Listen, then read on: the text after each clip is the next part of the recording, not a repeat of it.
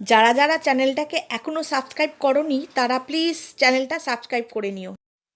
অনেক দিন আগে নদীর ধারে এক গহন জঙ্গল ছিল।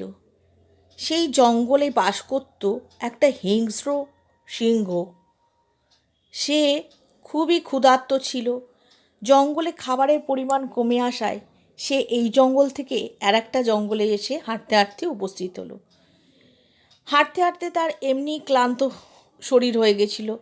দূরে একটা সে গুহা দেখে তার খুব পছন্দ হলো।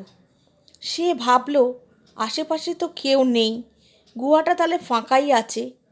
এক কাজ করি, তাহলে এই গুহাতেই আমি আজকে এখানে বিশ্রাম নিই। তারপর যদি কেউ আসে তাহলে তাকে আমি চিবিয়ে খেয়ে নিজের ক্ষুধা নিবারণ করব। হা হা, গুহাটা বেশ পছন্দ হয়েছে আমার। জানি না এটা কার গুহা, কিন্তু সে আজকে আমার পেটে যাবে। বেলা অনেকক্ষণ হয়ে গেল। সিংহ অনেকক্ষণ অপেক্ষা করে থাকলো যে যদি কেউ গুহায় আসে তখন তাকেই খাদ্য হিসেবে গ্রহণ করবে। দূর, কখন থেকে বসে আছি, এখনো কেউ এলো না। এদিকে খিদেটাও বেড়ে গেছে। ওটা আসলে ছিল একটা শিয়ালের গুহা। শিয়াল বেরিয়েছিল খাবারের খোঁজে অনেকটা দূরে। লা লা লা লা লা, আমি শিয়াল, আমি রাখি সব কিছুর খেয়াল। সকালে বেরিয়ে আমি বন মুরগি ধরি, তাকে চিবিয়ে খেয়ে আমি লাঞ্চটা তো সারি। তারপর ঘরে ফিরি, লা লা লা লা লা লা, শিয়াল আমি শিয়াল। আরে আরে আরে, এটা কি?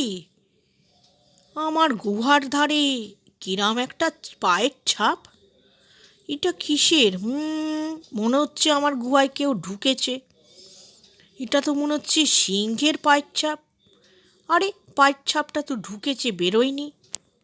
পায়ের ছাপগুলো যখন বেরোয়নি তাহলে নিশ্চয়ই কেউ ওর গুহার ভেতর আছে। না জেনে শুনে গুহার ভেতর ঢুকা খুব আমার ঠিক হবে না।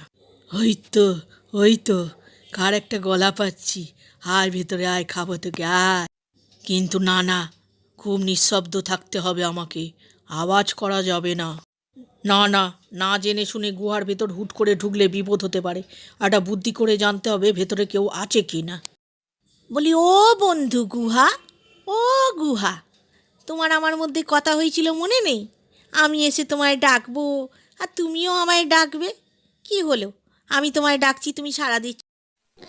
কি ব্যাপার? এ আবার কি কথা? গুহা নাকি সাড়া দেয়? এটা ওর কোনো চাল না তো? না না, চুপ করে থাকি, আওয়াজ করব না।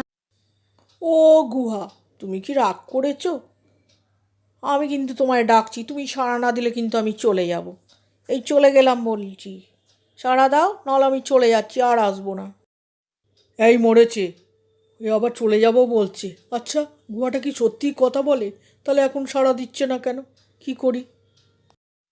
কিন্তু আমি আওয়াজ দিলে যদিও ভয় পালায়, আবার না আওয়াজ দিলে যদি বলে গুহা কথা বলছে না, কি? ও গুহা, তুমি সাড়া দাও, নাহলে কিন্তু আমি চলে যাব। ও দেরি করে এসছি বলে গোসা হয়েছে।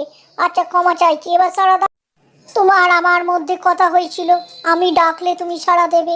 আমি ডাকছি তোমায়, সাড়া দাও, সাড়া দাও। আরে বাস, একটা নাদুস নুদুস শিয়াল, এ দিয়ে আমার ভালো পেট ভরে যাবে। এবার যদি সাড়া না দিই, যদি চলে যায়, শিকারটা ফসকে যাবে। কি করি, সাড়া দেব না কি করি? এই লাস্ট বারের মতো বলছি গুহা, তুমি সাড়া দাও, নলে এই আমি চললাম। তোমার আমার বন্ধুত্ব আজ থেকে বন্ধ। হ্যাঁ হ্যাঁ, আমি গুহা বলছি। বন্ধু, তুমি ভেতরে এসো। আমি গুহা বলছি, ভেতরে এসো, ভেতরে এসো।